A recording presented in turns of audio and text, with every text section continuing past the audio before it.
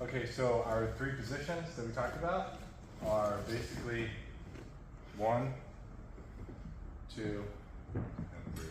And we're looking to align our structure so that anything that comes to this side, we're basically closing it off, this whole side with our structure, right? So I don't want to be like this or like this when I'm catching, right? Because if I take with my sword here, they can blow through those. And I don't want this to be super high. I want everything to be point forward. Okay? So 1, 2, 3. Right? And I'm just looking, so Eric, if you wanna. So I can start and rifle forward. Both of my swords are in front of me. Right? And I'm just tracking. So just looking for wherever his actions are coming from. And wherever they're going. Right? I'm just following, and I'm always waiting for him. I'm waiting for him to connect on one of these. I got to be careful though, because these are all opportunities for him to feint, right? So he can cut, and I'm here, and then he cuts here. Now I'm like behind. So I want to be doing this at a nice distance where I'm safe to do it. And if I'm not, I see the feint, right? Then I would just try and hit in those moments rather than trying to look to take again on that side. Right? So if I'm in the creep distance and he moves to feint here and then here, boom, I'm just gonna try and hit in that moment. I'll still collect this cut on this side, right? But the worst thing that I can do is just taking your turn back 101, right? So if we're in the creep, the worst thing that I can do is he's here, boom, no, I'm here, look. Right? Like there's no world that I'm gonna get here on time. So really we're just trying to maintain a nice distance, and we're just trying to go frequent modus, following his sword. If we find that we're in the creek,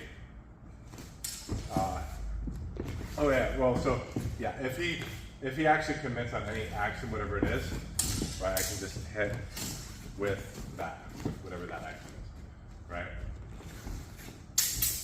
So I almost had it. I probably could have gone for that. My feet weren't set right to be able to manage that, so do that again. Wait, so I'm here, boom. I would try and collect, and then watch for him to fly off. If he has a dagger, can you give him a dagger?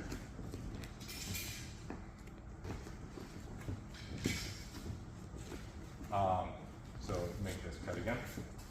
So if I'm here, if I collect, so let's say he commits on this and I go for this, I have to know that that dagger is open on that side, right?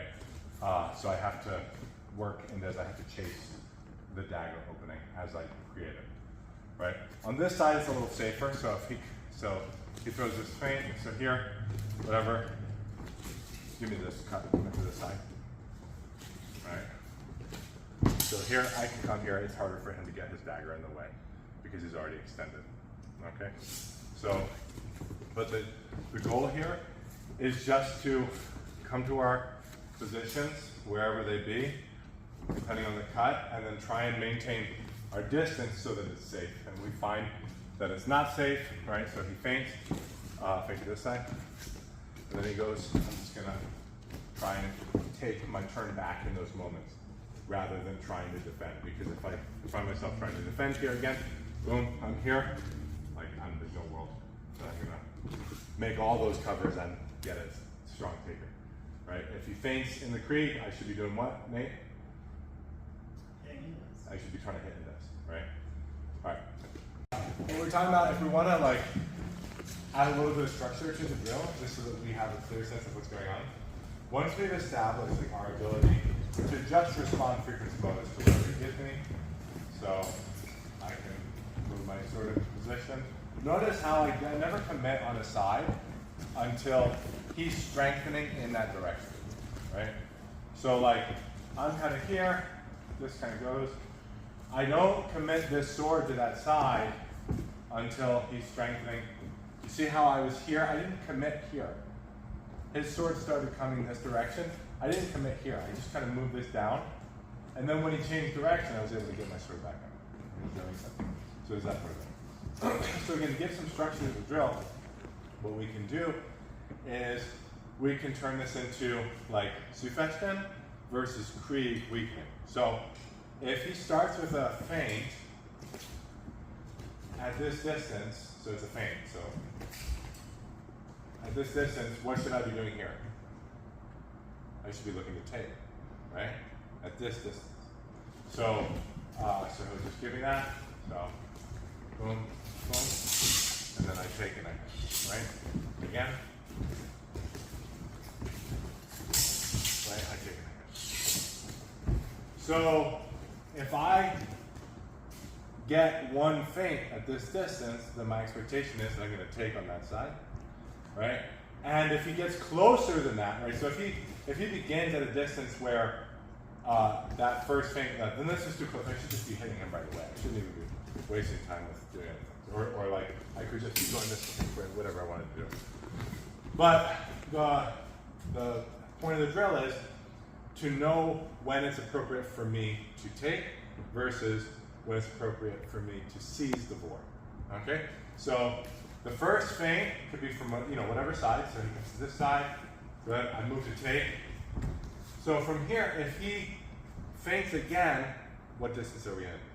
Kevin, what distance are we in? Remember? What is it called? Tom? The creek. All right, we're in the creek. So if we're in the creek and he weakens, what should I do? Eric? I should look to hit index, right? So he throws me his first action. I'm here. Good. I'm here. Oh, it's in a feint.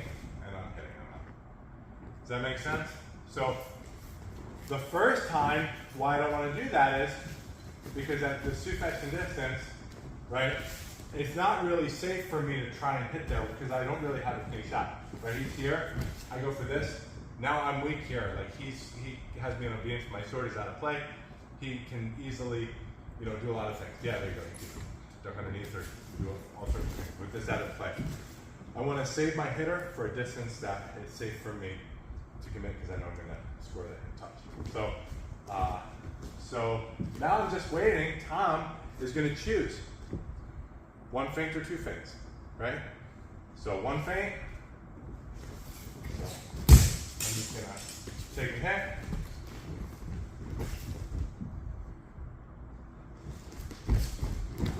Two feints, I'm going to work in this. Make sense?